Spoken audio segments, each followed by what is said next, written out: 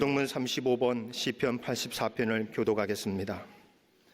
만군의 여호와여, 주의 장막이 어찌 그리 사랑스러운지요.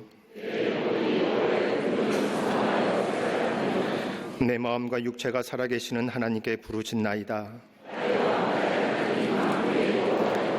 주의 제단에서 참새도 제집을 얻고 제비도 새끼들 보금자리를 얻었나이다.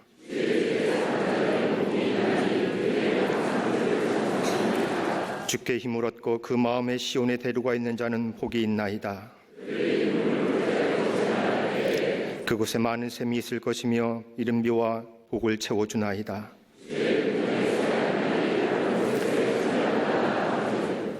악인의 장막에 사는 것보다 내 하나님의 성전 문지기로 있는 것이 좋사오니. 아멘.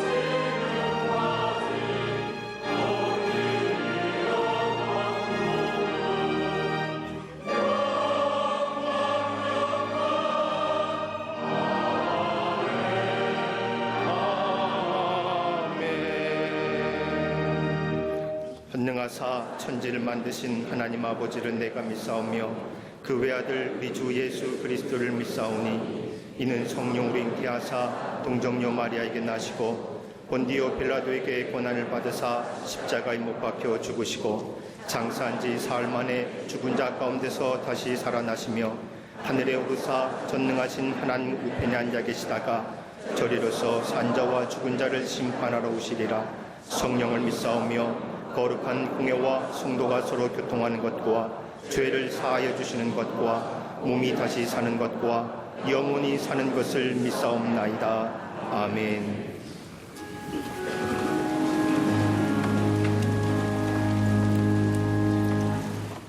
오늘도 부족한 저희의 입술로 하나님을 경배하기 원하오니 이 예배에 임재하셔서 저희의 예배를 받아 주시옵소서.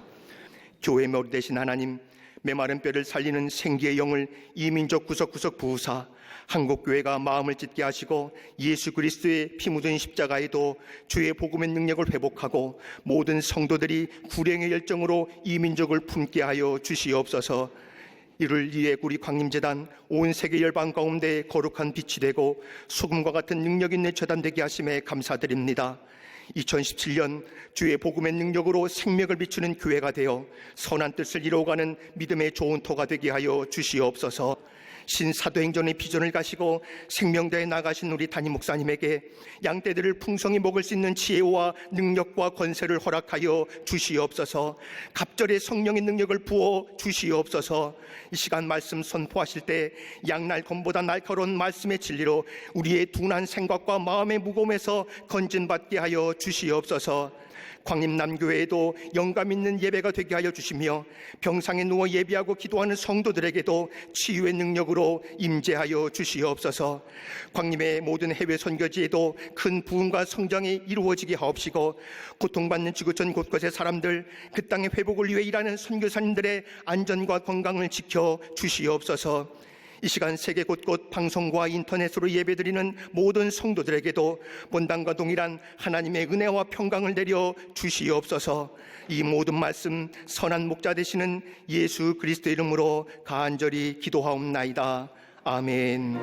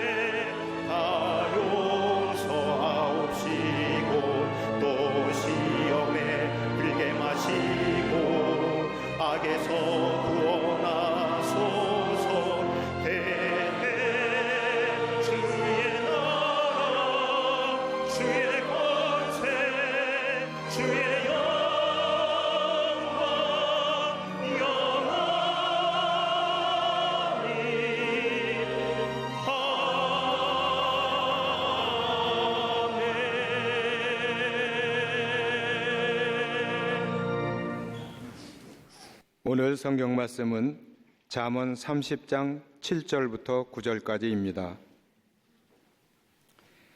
내가 두 가지 일을 주께 구하였사오니 내가 죽기 전에 내게 거절하지 마시옵소서.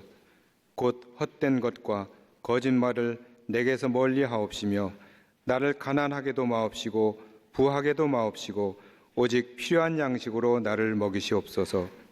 혹 내가 배불러서 하나님을 모른다 여호와가 누구냐 할까 하오며 혹 내가 가난하여 도둑질하고 내 하나님의 이름을 욕되게 할까 두려워함이니이다. 아멘.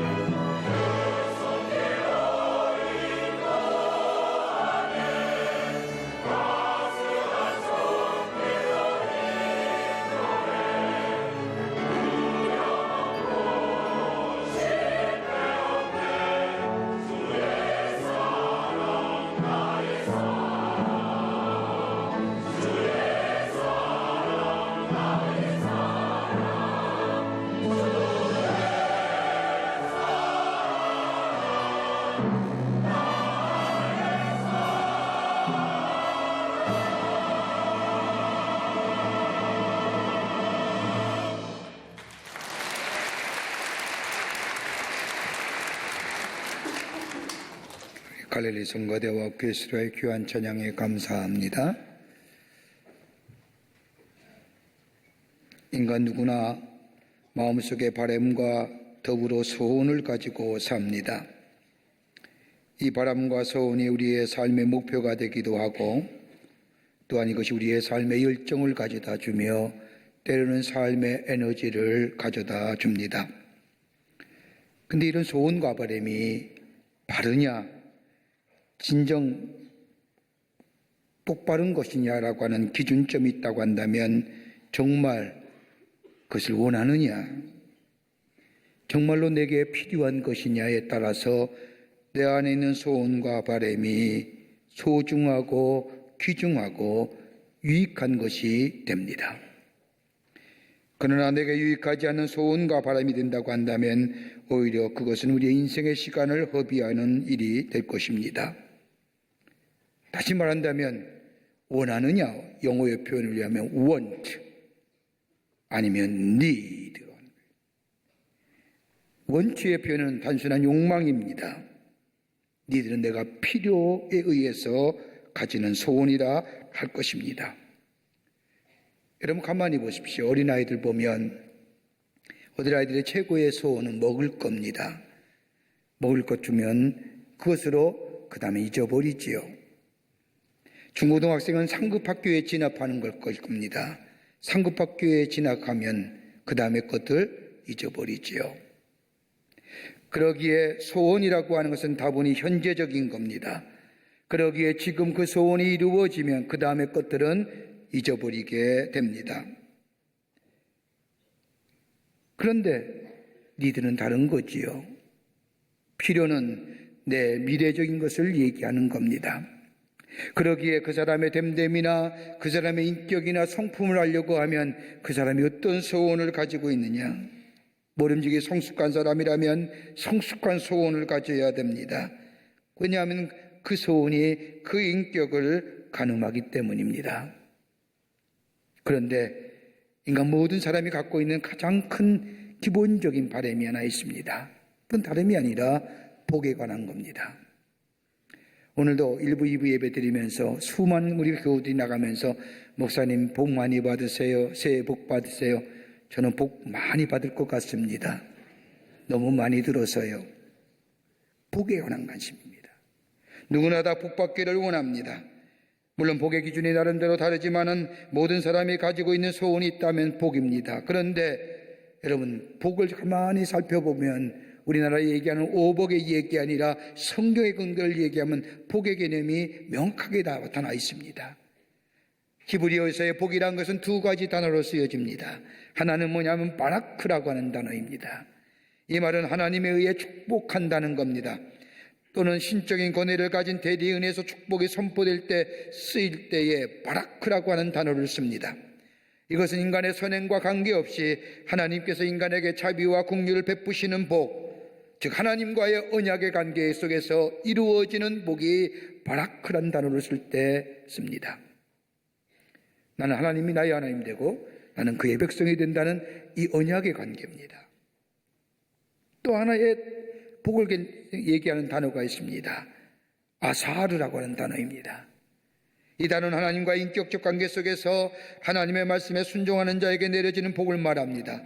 다시 말하여 하나님의 나라에 참여할 때 갖는 즐거움과 기쁨을 나타내는 말로 인간의 참된 복은 하나님에 의해서 하나님의 말씀에 순종하여 주어지는 복, 위에서 내리는 복입니다. 그러기에 바라크라고 하는 단어와 아사르라는 단어는 똑같은 개념의 복이지만은 바라크는 하나님이 거저 주시는 복, 하나님이 나의 하나님 되시고 나는 그의 백성이 되시기에 그저 베푸신 하나님의 자비와 긍휼의 복이라고 하기엔다면 아사르는 주의 말씀대로 주께서 말씀하신 대로 순종하며 살 때에 우리에게 누려지는 하늘에서 주시는 복 아사르입니다. 근데 공통점이 하나 있습니다. 복은 누구에게로? 하나님으로부터 온다는 겁니다. 다른 어떤 것이 아니라 하나님과 함께 하나님 그 자체가 인간에게는 복이라는 겁니다. 하나님이 복의 원천이란 얘기입니다.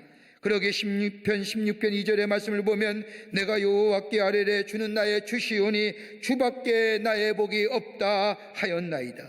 10편 78편 28절의 말씀을 보면 하나님을 가까이 하는 법이 내게 복이니라.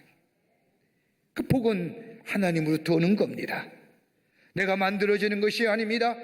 그러기에 재물도 하나님이 주셔야만이 재물의 능력, 재물의 축복이 있는 겁니다. 그러기에 재물을 얻은 능력을 하나님이 주신다고 말씀하시는 겁니다. 근데 오늘 본문의 말씀을 보십시오. 오늘 본문의 말씀은 솔로몬의 잠언이라 할 것입니다. 본문의 말씀을 보면 아굴의 잠언이라고 하는 표제가 쓰여 있지만은 여러분 잠언의 31장까지 약 30장까지를 다 솔로몬이 썼습니다. 그래서 솔로몬의 잠언이라고 얘기하는데 느닷없이 30장에 와서는 아굴의 잠언이라고 하는 표제가 붙입니다. 아굴은 이스라엘 사람이 아닙니다. 성서학자들마다 견해가 다르지만 아마도 이 당시에 솔로몬의 자녀가 근동 지방에 있다가 이 아굴이라는 사람이 이 솔로몬의 잠언을 썼기에 아굴의 잠언이라고 얘기한다는 학자들의 견해가 있지만 대체로 솔로몬의 잠언을 아굴이라는 사람이 썼을 것이다 라고 이야기합니다. 솔로몬이 어떤 사람입니까? 우리가 잘 아는 대로 21살의 약관한 나이에 이스라엘의 왕이 된 사람입니다. 그리고 기브온 산당에 가서 1000번제를 드리며 하나님 앞에 구합니다. 하나님께서 그 예배를 받으시고 꿈속에 나타나 말씀하시기를 내가 내게 무엇을 싣고 너는 구하라 할 때에 열왕기상 3장 9절의 말씀을 보면 하나님이여 이 많은 백성을 재판할 어떻게 누가 이 많은 백성을 재판할 수 있사오리까? 지혜로운 마음을 종에게 주사 주의 백성을 재판하여 선악을 분별하게 하옵소서라고 하며 하나님이 주시는 지혜 위로부터 주시는 지혜를 구합니다. 하나님은 이 솔로몬의 소원의 마음에 크게 감동하시어 지혜를 주시고 무려 40년 동안이나 이스라엘을 다스리게 하시며 전무후무한 태평성태를 이루게 하시며 오늘 잠언서 같이 무려 3000년의 3000과 같은 3000권의 잠언을 씁니다.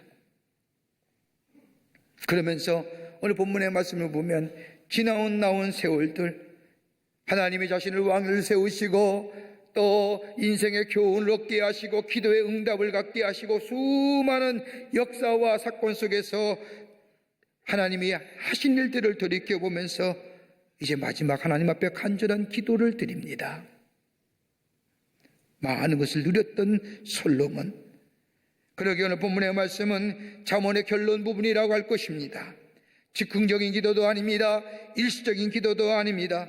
종말론적인 소원이고 겸손한 소원이고 정직한 소원이고, 그러기에 오늘 본문의 말씀의 시작은 나의 죽기 전에, 이 마지막 때에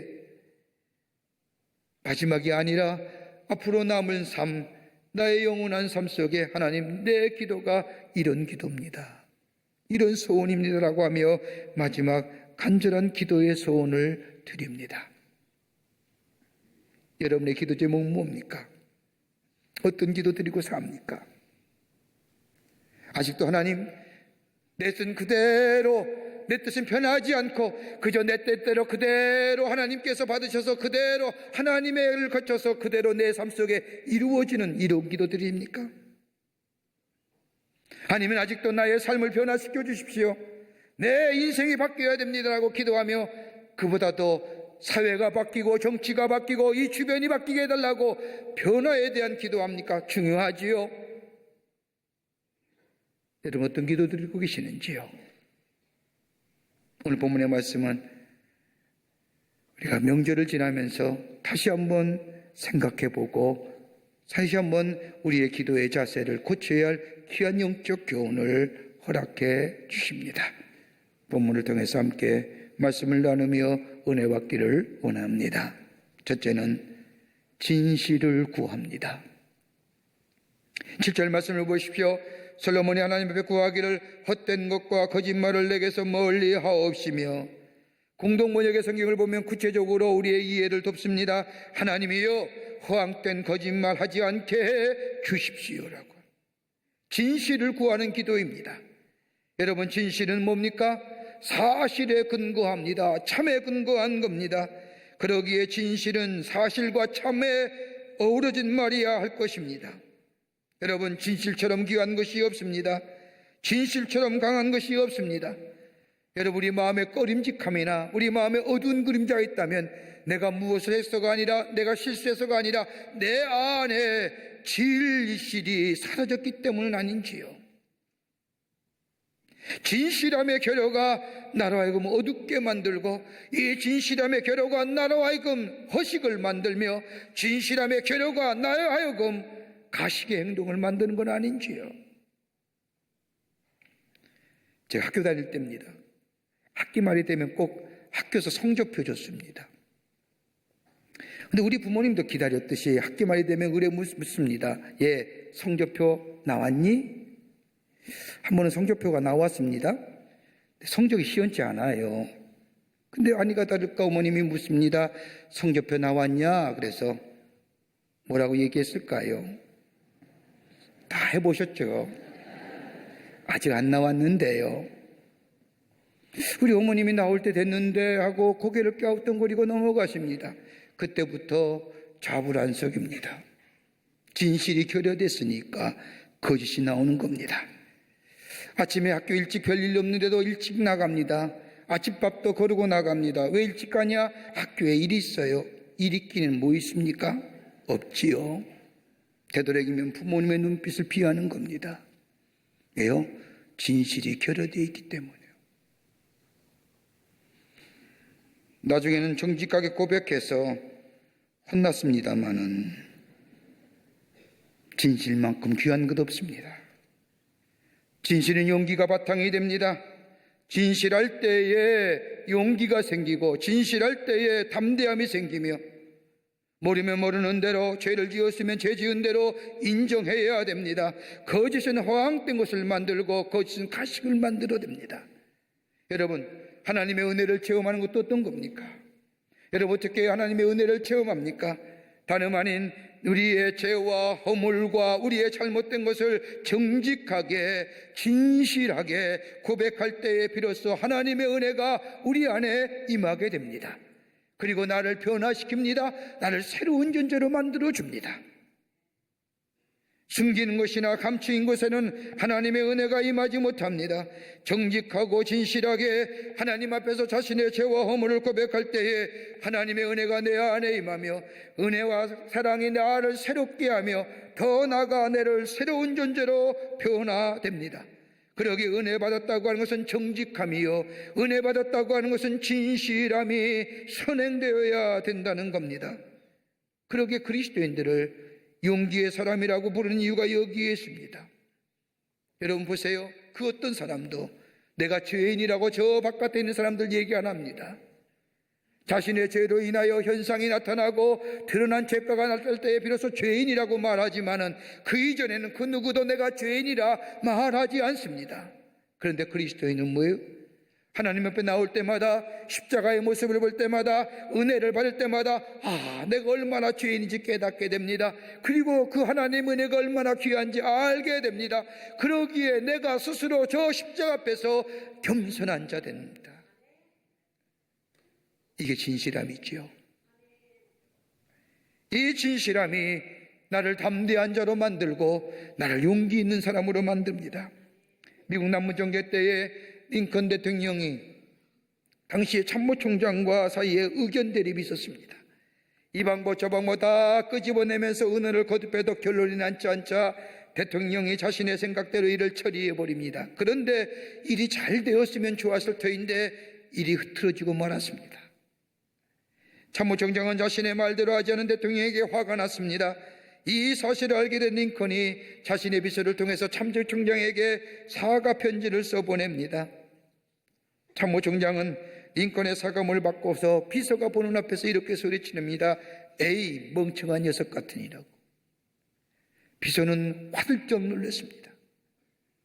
아무리 같이 일하는 사람이라 할지라도 어떻게 대통령에게 저런 이야기할 수 있을까? 그러면서 거칠은 얘기합니다. 이 말을 들은 비서가 링컨에게 돌아옵니다. 링컨이 묻습니다. 사과문은 전해주었나? 예. 그래, 그걸 보고 뭐라 하던가? 비서는 감히 대통령 앞에 참모총장이 한 얘기를 할 수가 없어서 머뭇거립니다. 그래서 다그칩니다. 괜찮으니 솔직하게 말해보거나. 그러자 비서가 입을 열어 이야기합니다. 멍청한 녀석이라 했습니다.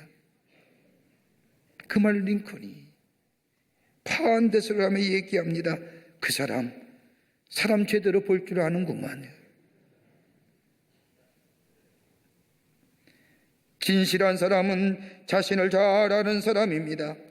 정직한 사람은 있는 그대로 인정할 줄 아는 진정의 용기의 사람이고 담대한 사람이고 그 안에 마음에 평안이 있고 마음에 감사가 있습니다. 그러기에 오늘 솔로몬은 다른 거 아닙니다. 하나님, 내게 헛된 말과 거짓말 멀리하게 하시옵소서. 내게 진실함 허락하여 주시옵소서라고. 여러분의 기도가 어떤 기도입니까? 두 번째로 솔로몬은 기도합니다. 하나님의 이름이 존귀게 되기를 원합니다 라는 거예요. 8절 말씀을 보십시오. 솔로몬이 기도합니다. 가난하게도 마옵시고 부하게도 마옵시고.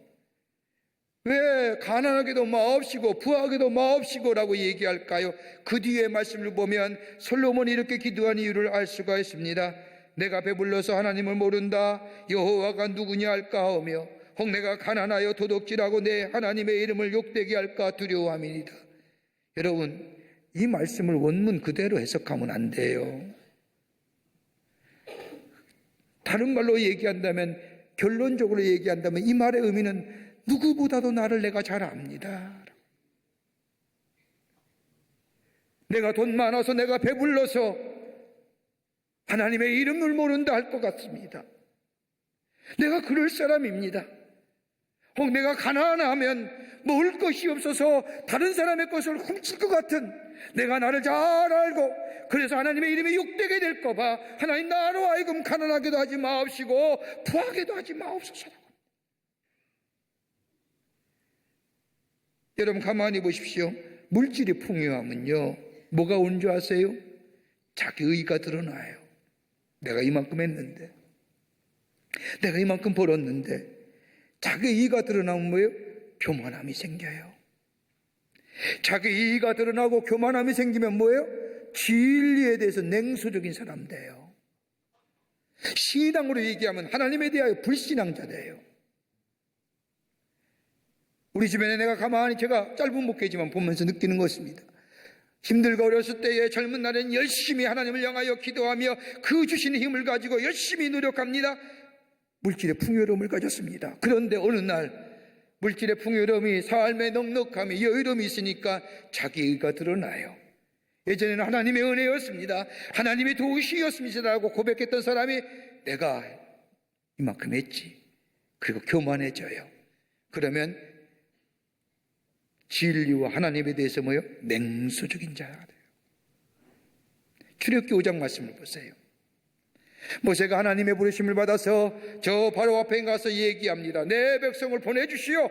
하나님의 말씀입니다 라고 얘기했더니 바로가 뭐라고 얘기해요? 야, 하나님이 누구냐?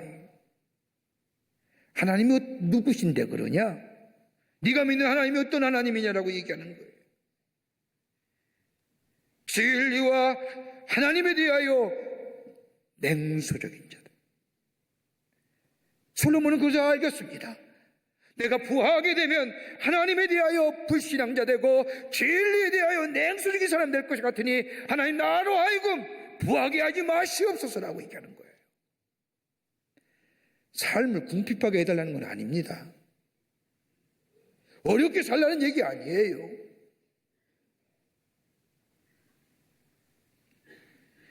독일 사회학자인 올리베 백이라고 하는 교수가 쓴 책 가운데 현대는 어떤 시대냐? 단절의 시대라는 겁니다. 뭘 단절이냐? 그 사람은 뭐 이웃과의 단절, 그 얘기 아니라 과거와 전통에 대한 단절이랍니다. 왜 과거와 전통의 단절이냐? 자기의 교만함과 이기주의로 인하여 과거와 전통을 단절시킨다는 겁니다. 그러면서 얘기하기를 이런 과거와 전통의 단절로 가져오는 것이 뭐냐? 몇 가지 특색이 있다. 하나는 뭐냐? 삶에 안정감이 없다는 겁니다. 여러분, 전통과 과거와 단절될 때의 안정감이 사라집니다. 여러분, 가만히 보십시오. 우리의 삶의 이 안전함이 어디서부터 온 겁니까? 여러분, 자꾸만 과거 부정하자 하는데, 여러분의 우리의 가문들, 우리의 조상들, 우리의 선조들, 우리 가정의 아버님, 할아버님, 그 대대 보십시오. 그분들이 계셨기에 오늘 내 삶을 사는 거예요. 과거의 잘못된 병폐, 부정은 단절해야지요. 그렇다고 나 과거를 부정해버려요? 그러기에 과거의 단절은 안정감을 상실합니다. 더불어서 미래가 끊어집니다. 과거의 단절은 더 나아가 삶의 이정표를 상실케 합니다. 방향성이 상실됩니다. 여러분, 미래는 어떻게 나옵니까? 과거에 께서 대하여 새롭게 고찰하며 새롭게 재해석되어질 때에 방향성이 보여지는 겁니다. 여러분, 우리의 삶에 가만히 보십시오. 우리의 삶의 인격적이고 도덕적인 삶, 물론 신앙을 통하여 얻어지는 삶이지만은 우리의 삶의 모습, 내 잘못, 실수, 내 잘못한 허물들 생각하고 새롭게 고쳐갈 때에 새로운 미래가 보여지는 거 아닙니까? 더 나아가 과거가 단절될 때에 내면적 포근함이 사라진다는 겁니다. 여러분, 고향 다녀오셨지요? 오늘 고향에서도 오늘 예배에 인터넷으로 참여한 우리 많은 교우들이 있을 겁니다. 고향 어떠세요? 좋지요? 생각만 해도 포근하잖아요. 생각만 해도 마음에 따뜻함이 있잖아요. 고향 가면 여러분 어떠세요? 반은 먹고 살 들어가잖아요. 과거의 단절은 내면적 포근함이 사라진다. 뭘 만들어요? 물질의 풍요가 자기의 의의를 만들어내고 교만함을 만들어내요. 과거의 것을 부정하기 때문에 삶의 안정감이나 삶의 이정표나 더 나아가 내면적 포근함이 사라졌다는 거예요.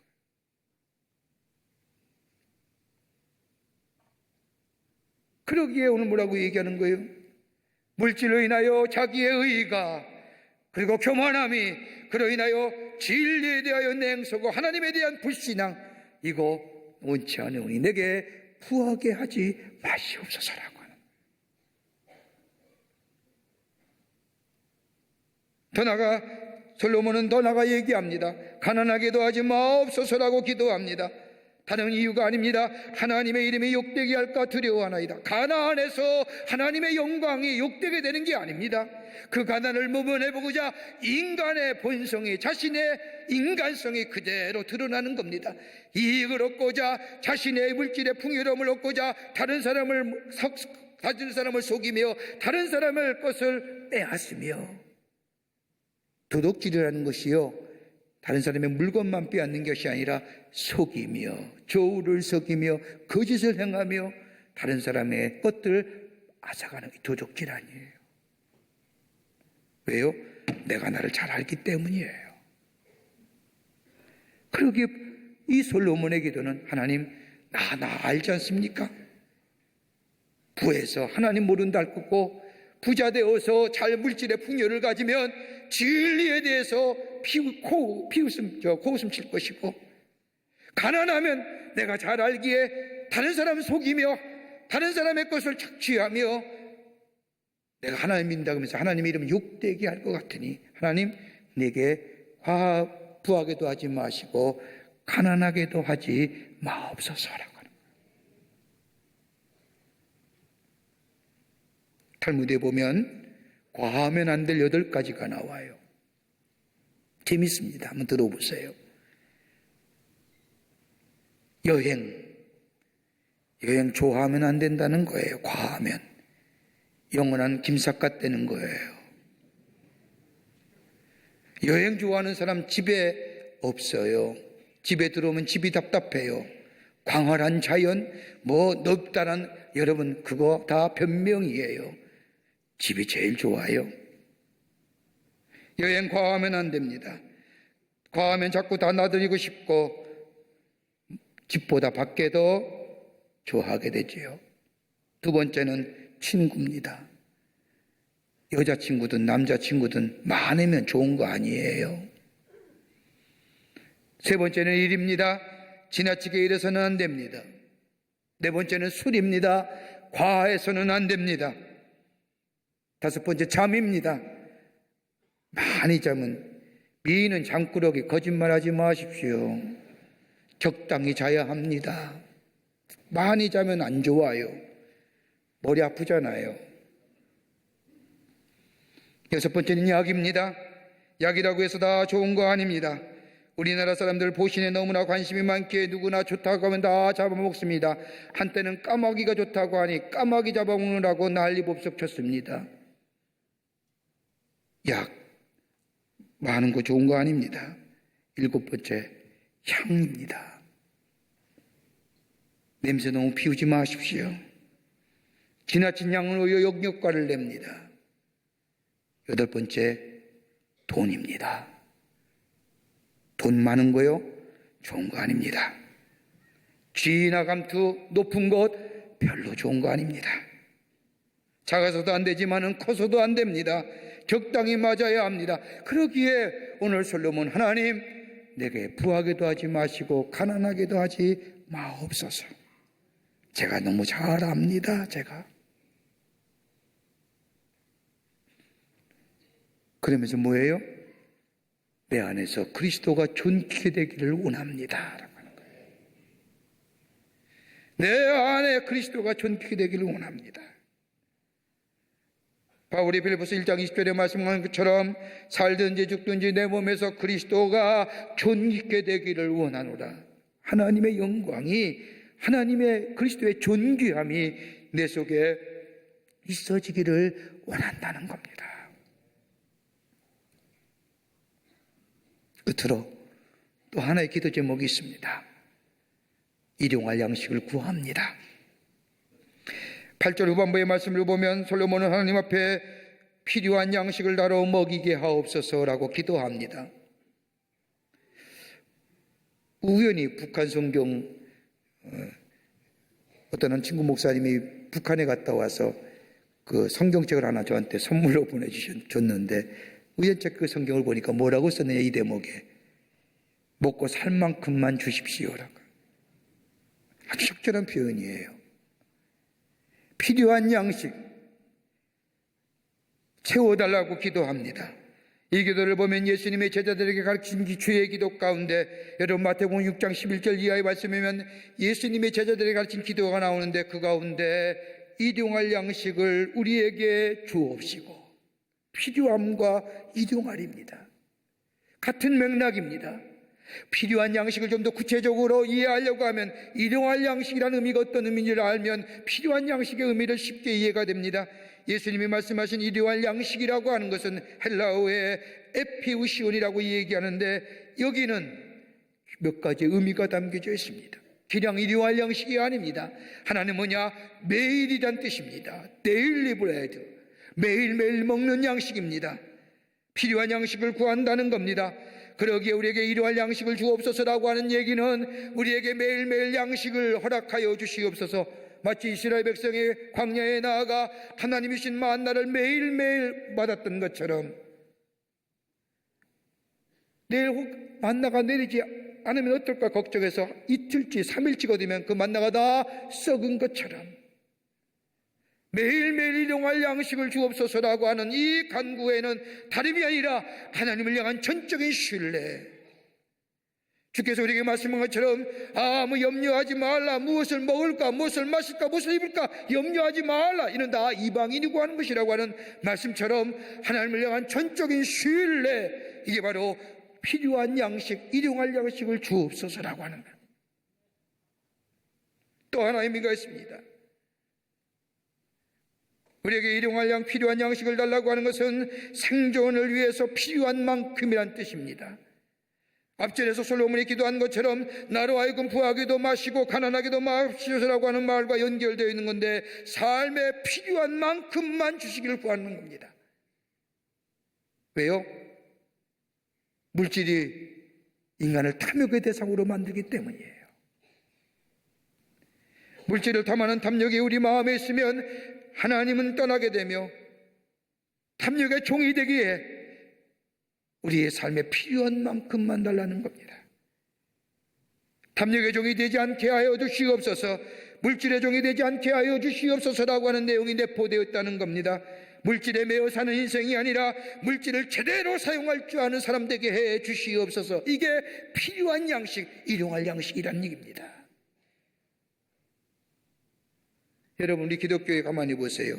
세계의 종교들은 한결같이 무소위, 내려놔야 그래야 은혜가 임하고 득도가 된다고 얘기합니다. 근데 우리 기독교는 물질을 떠나는 삶이 아니라 물질을 제대로 사용함으로 얻어지는 전 인격적인 삶에 대하여 얘기하는 겁니다. 버리는 거 아니에요. 내려놓는 게 아니에요. 어떻게 하면 제대로 물질을 사용할 수 있을까라고 하는 거죠.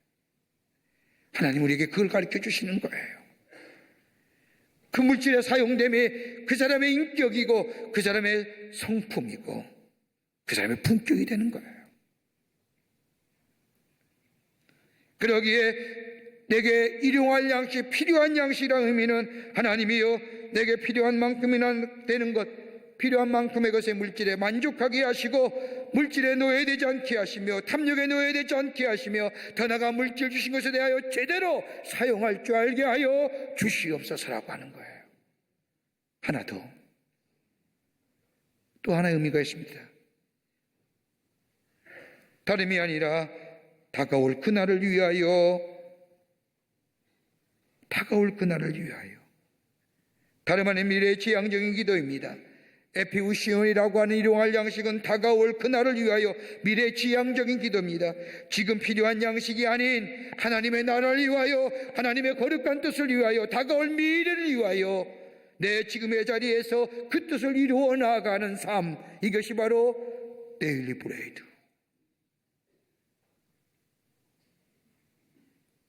생계를 넘어서서 오늘 내게 향하신 하나님의 뜻을 이루어 나아가는 삶, 하나님의 뜻을 발견하며 그 뜻을 이루어 나가는 인생, 나를 향한 하나님의 거룩한 뜻을 밝히 알아 그 뜻을 이루어가게 하여 주시옵소서.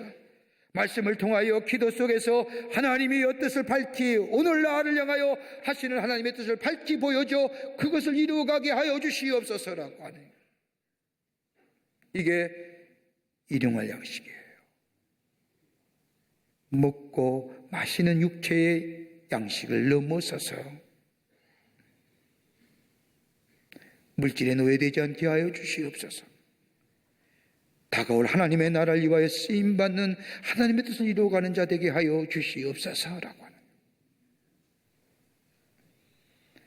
이게 개인적인 차원이라고 하면 다가올 미래지향적인 하나님의 뜻을 이루어 나가는 이 일용할 양식, 필요한 양식을 세계의 지구촌에 적용해 보면 하나님, 우리 이웃의 굶주림으로 고생하는 자들에게 은혜 베푸시옵소서라고 하네요.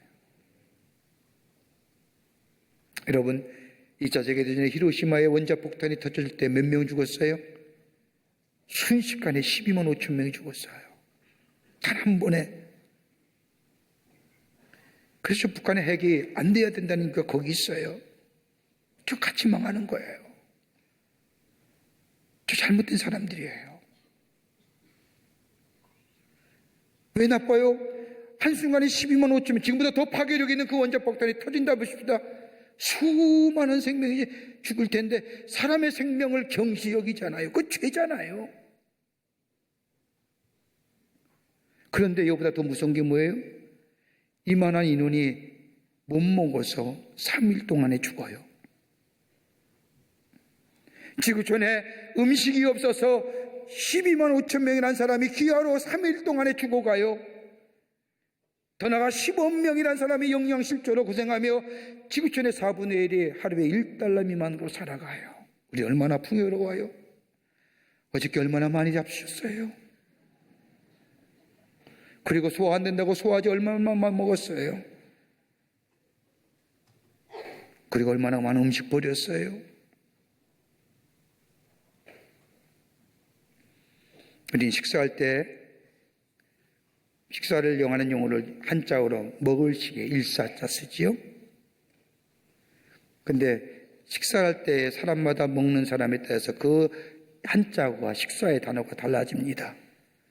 어떤 사람은 죽기 위해 먹는 것, 꾸역꾸역 먹기 위해 태어난 사람을 먹을 시기에 죽을 사. 나는 먹기 위해 산다라고 생각하는 사람, 먹을 시기에 일사자. 그런데 오늘날의 양식을 생각하며 하나님의 뜻을 생각하며 은식을 보면서 먹는 사람, 먹을 시기에 생각할 사. 식사예요. 이게 일용할 양식이에요. 이게 필요한 양식이에요. 오늘 죽을 날이 가까운 솔로몬, 지난 40년간의 그 은혜와 그 하나님의 축복을 받으며 이런저런 기적 다 누렸던 이 솔로몬, 진정한 마음의 소원을 하나님께 기도합니다. 하나님, 내 소원 그대로 이루어 주십시오라고 하는 기도도 아니며, 하나님 나를 변화시키시고 저 세상을 변화시켜 주십시오라고 기도하는 것이 아니라, 지금 이 자리에 하나님, 내게 거왕된 거짓 사라지게 하시옵소서. 진실한 자 되게 하시옵소서. 나로 하여금 부하게도 마시고 가난하게도 하지 마옵소서. 왜요? 내가 나를 잘 압니다. 부하면, 내가 풍요로우면 하나님에 대하여 불신앙과 진리에 대하여 냉수적인 자 될까봐, 가난하여 내가 사람을 속이며 내 이익을 위하여, 내 유익함과 이익을 취하여 다른 사람을 아프게 하는 내 마음속에 나 자신을 잘 알기에 그냥 일용할 양식 주시옵소서. 그냥 먹고 사는 게 아니라 하나님의 은혜에 늘 감사하며 주님을 신뢰하며 모든 것이 다 주님의 의로운 장중에 주님이 주셔야만이 내가 얻을 수 있으며, 더 나아가 내가 필요한 만큼 물질에 노예되지 않게 하시고 물질에 속박당하지 않게 하시고 주신 것에 대하여 제대로 사용할 줄 아는 자 되게 하시며, 더 나아가 다가올 하나님의 나라를 위하여 하나님의 뜻을 이루어 나가는 자 되게 하여 주시옵소서라고 하는 거예요. 오늘 그날이, 여러분, 그날이라는 것이 주님 앞에 설 날, 누구도 몰랍니다. 내일이 될지 모레가 될지. 그러기에 그리스도의 삶은 뭐예요? 매일매일 종말론적인 삶 사는 거예요. 이 종말론적인 기도를 드리며 하나님 앞에 나아가고 동님과 동행하는 삶되어 이 땅에서 하시는 동안 주의 뜻을 이루고 그로 인하여 주의 풍요로움을 경험하시는 여러분과 저와 되시기를 주의 이름으로 축원합니다. 하나님 감사합니다. 저희들 사랑하시고 지키시고 불러주심에 감사합니다. 우리의 기도가 어떤 기도입니까? 오늘 하나님의 사람이 드렸던 기도가 저 시면의 깊은 간구의 고백이 저희들의 고백되기를 원합니다. 주의 뜻 이루게 하시고 아버지 하나님이여, 물질에 노예되지 않게 하여 주시며 하나님만을 신뢰하는 자 되게 하여 주시며 내 안에 거짓된 것들 다 사라지게 하여 주시사 주의 주신 은혜 안에서 감사와 기쁨 속에 하나님의 거룩한 뜻을 이루어 나가 그로 인하여 주시는 풍요로움을 경험하는 저희들로 삼아 주시옵소서. 성령이 도우실 줄 믿고 감사드리오며 예수님의 이름으로 기도하옵나이다. 아멘.